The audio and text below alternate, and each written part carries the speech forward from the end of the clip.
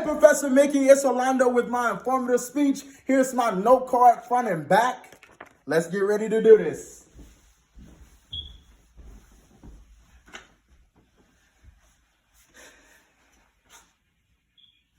When our education system continues to lack equity both inside and out of the classroom, we as today's generation are charged with the task of restoring it for the generation to come after us.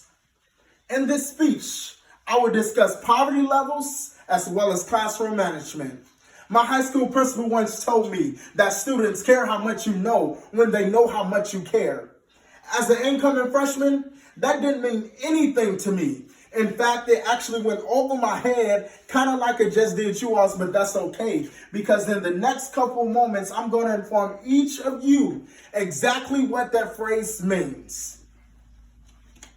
Let's begin by diving into the American education system and how it fails to educate.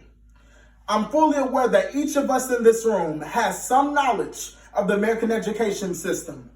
I'm speaking of the education system that mandates us to complete 4 years of general studies in high school while prompting us to attend a 4-year university post-high school graduation. Being purposefully ambiguous, they failed to mention how half of what we're learning those at that 4-year university we were already taught in high school.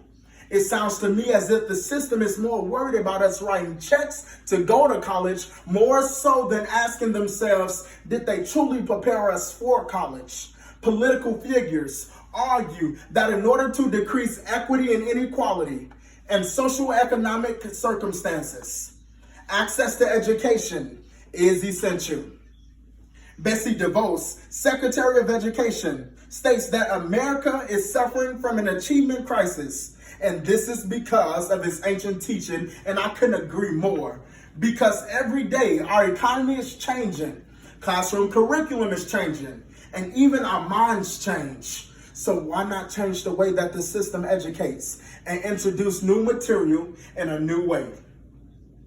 With less than 80 million students enrolled in educational institutions across the country, the U.S. has some explaining to do as to why we're number 27 on the global charts when it comes to education. Yet we have the highest incarceration rate in the world and the largest prison population on the entire globe. According to the U.S. education data, it is estimated that for the 2019-2020 academic year, there will only be a total of 3,898,000 college graduates in the United States.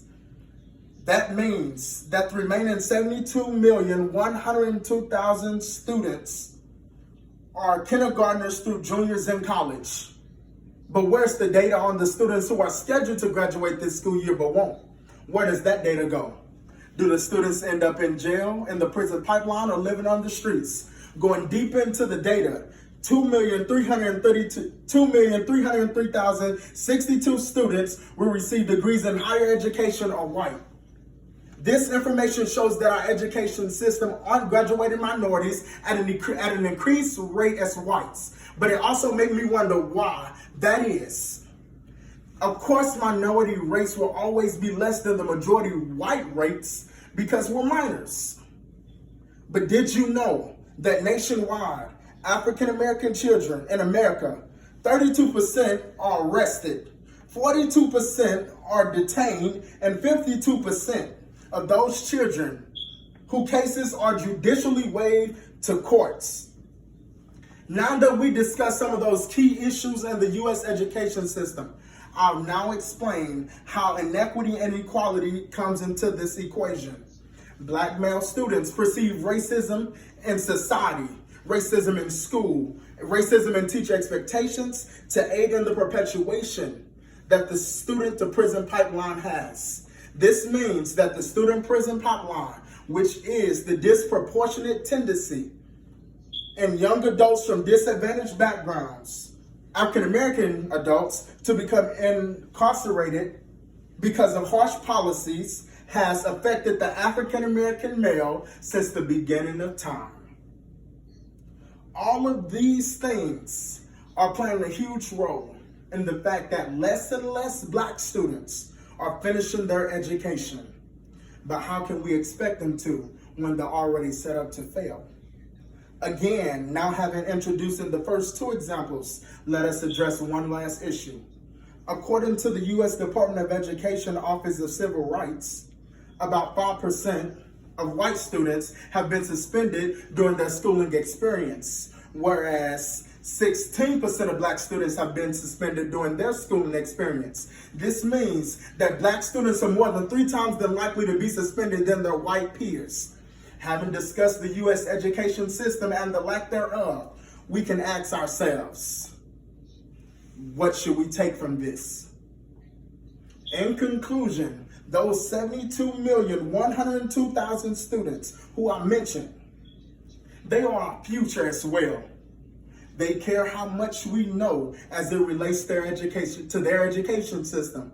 They care whether or not we allow the system to continue to treat them just like the system treated us. When we begin to make a difference, then those students will truly begin to know how much we care about them. So when you all go off and start your careers in agricultural business, actuary, science, and marketing,